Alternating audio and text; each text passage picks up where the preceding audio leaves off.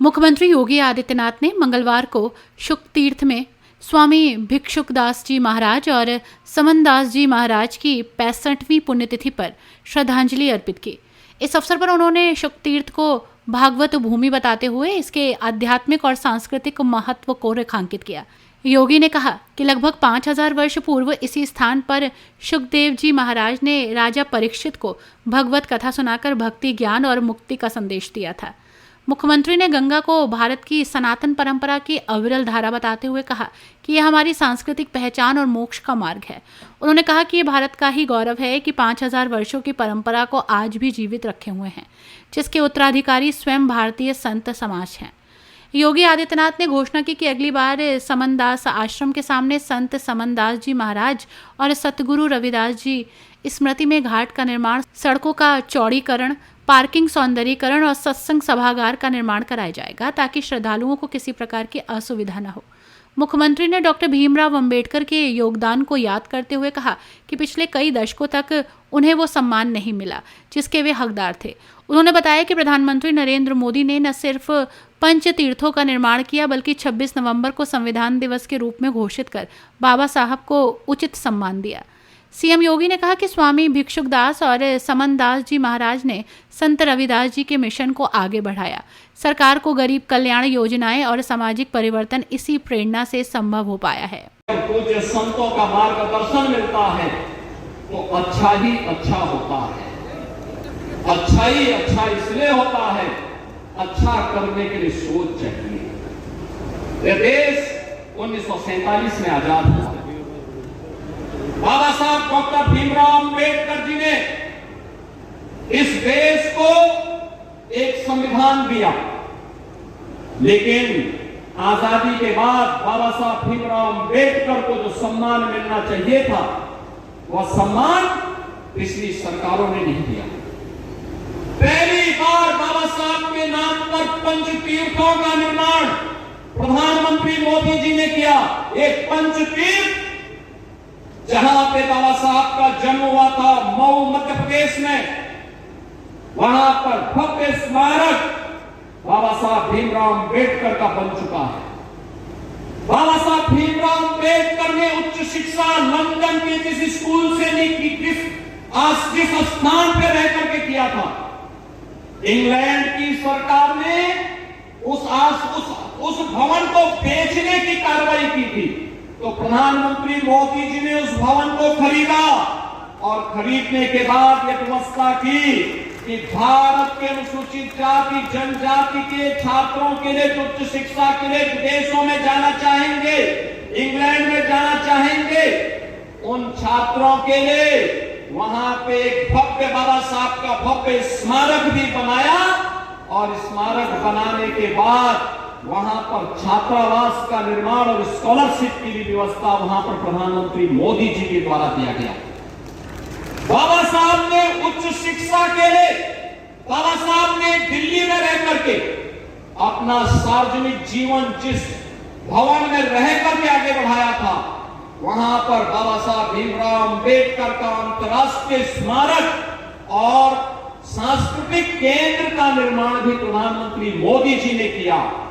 और यही नहीं, बाबा साहब ने 1956 में उनकी दीक्षा भूमि नागपुर में भी भव्य स्मारक के निर्माण का काम प्रधानमंत्री मोदी जी ने कराया और चैत्य भूमि मुंबई में भी बाबा साहब का भव्य प्रतिमा और विशाल भव्य स्मारक और विशाल प्रतिमा का निर्माण भी प्रधानमंत्री मोदी जी के मार्गदर्शन में स्थापित हो पाया।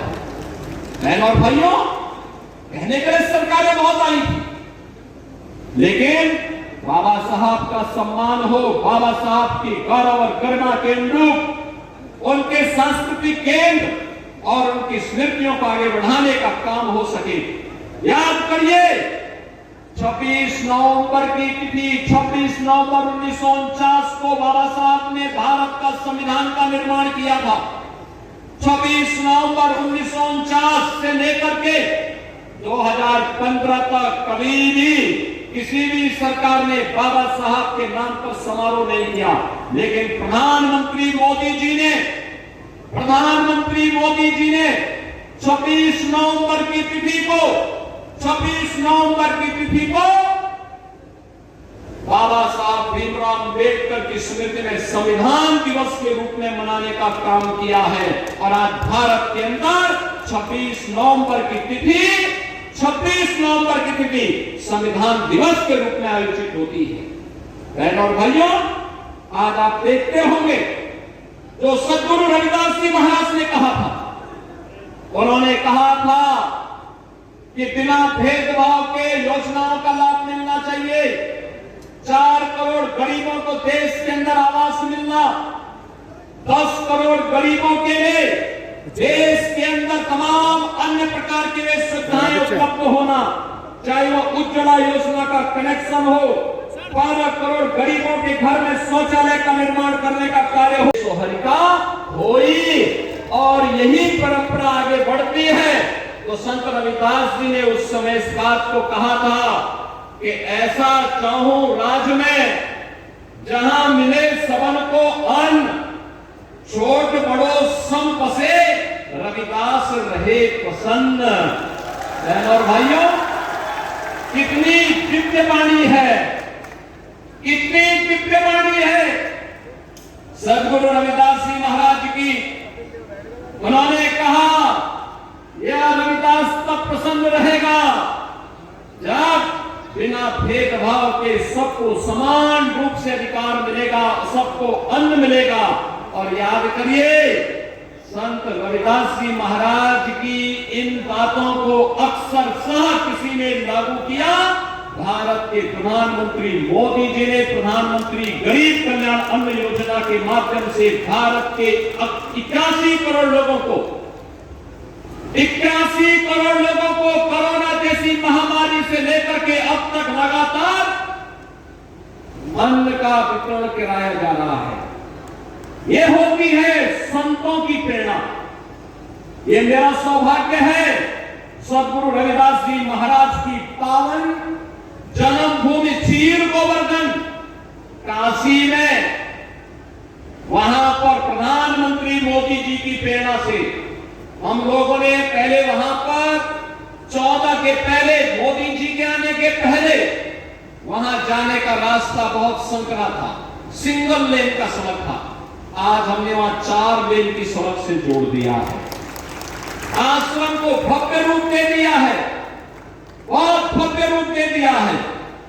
और आश्रम को भव्य रूप देने के साथ साथ सद्गुरु रविदास जी महाराज की भव्य प्रतिमा स्थापना के साथ साथ अन्न क्षेत्र का निर्माण और रविदास जी महाराज के नाम पर सैकड़ों बीघा लैंड जमीन को खरीद करके वहां पर सद्गुरु रविदास जी महाराज का उनके नाम का पार्क और उनकी भव्य प्रतिमा की स्थापना का काम भी वहां पर आज मोदी जी की प्रेरणा से संपन्न हो चुका है। बहनों भाइयों, इन दिव्य संतों ने समाज को एक राह दिखाई और वह राह एकता की राह है। एकता की राह है, समाज को जोड़ने की राह है। वह राह जो कोई किराना और कांधना की घटना नहीं होने देती है। ये वही राह है जो हमें सुरक्षा की गारंटी भी देती है, हमारा संरक्षण की गारंटी भी देती है, हमारे उत्थान का मार्ग भी प्रशस्त करती है और सम और विषम परिस्थितियों में हमें लड़ने की भी प्रेरणा प्रदान करती है। और यही तो कार्य सद्गुरु रविदास जी महाराज की प्रेरणा को आगे बढ़ाने का काम किया है। इस सुख तीर्थ में संत स्वामी ज्ञान भिक्षुकदास जी महाराज ने, एक दिव्य संत थे। सुखतीर्थ भारत की सनातन धर्म की परंपरा का एक पौराणिक तीर्थ है। आज से नहीं, ये भागवत भूमि है। 5000 वर्ष पहले सुखदेव जी महाराज ने राजा परीक्षित को पहली भागवत की कथा इसी धाम पे सुना करके उन्हें मुक्ति का मार्ग प्रशस्त करने के लिए जीवन में भक्ति का, ज्ञान का और मुक्ति का क्या महत्व हो सकता है, इसकी प्रेरणा इसी पावन धाम में कराया था। याद करिए, मां गंगा भारत की सनातन धर्म की परंपरा की एक अविरल और अचरज धारा है, जो सम और विषम परिस्थितियों में हम सबको उद्धार का मार्ग प्रशस्त करती है। हम कैसे मां गंगा को भूल सकते हैं? हम कैसे भाई सुख तीर्थ को भूल सकते हैं? और याद करिए, ये 5000 साल पहले इसी तीर्थ में ये सब घटनाक्रम घटित होता है। दुनिया के अंदर कोई मत मजहब संप्रदाय तो बताए कि 5000 साल का इतिहास कितने लोगों का है, कितने लोगों का है? ये केवल दावा आप कर सकते हैं जिसके उत्तराधिकारी आप हैं और जिसके बाद हमारे पूज्य संत जन हैं, जो आज यहाँ पर इस तीर्थ में हम उपस्थित हुए हैं। और बहनों और भाइयों, आज हम यहाँ पे संत स्वामी ज्ञान भिक्षुकदास जी महाराज की 65वीं पुण्यतिथि पर यहाँ पर एकत्र हुए हैं। मैं उनकी स्मृतियों को नमन करता हूँ, उन्हें विनम्र श्रद्धांजलि अर्पित करता हूँ। और यहाँ पर ये जो उत्सव भंडारा, स्मृति भंडारा यहाँ पर आयोजित किया गया है सदगुरु समनदास जी महाराज की स्मृति में, यहाँ पर मुझे स्वामी पूज्य स्वामी गोवर्धन दास जी महाराज कह रहे थे कि लाखों की संख्या में श्रद्धालु यहाँ कल से आए हुए हैं। मैंने कहा मुझे भी इसी बहाने उत्साही युवाओं के साथ संवाद करने मिलने का एक अवसर प्राप्त होगा। और बहनों और भाइयों, मैं तो आपसे कहने के लिए आया हूँ, इसलिए कहने के लिए आया हूँ कि इस बार तो नहीं हो पाया, लेकिन अगली बार यहाँ के पूज्य संतों की प्रेरणा से जो मां गंगा की धारा को यहाँ से लेकर के गए हैं, यहाँ पर इस सदगुरु रविदास मिशन से जुड़े हुए समनदास जी महाराज के पावन आश्रम के सामने भी सदगुरु रविदास और पूज्य संत समनदास जी महाराज की स्मृति में एक घाट का निर्माण हम लोग कार्य करा के पूरा कर चुके हैं। यहाँ की सड़कों के चौड़ीकरण के कार्य को भी आगे बढ़ाएंगे, जिससे आने वाले आप किसी श्रद्धालु को आने वाले समय में संकट नहीं आएगा।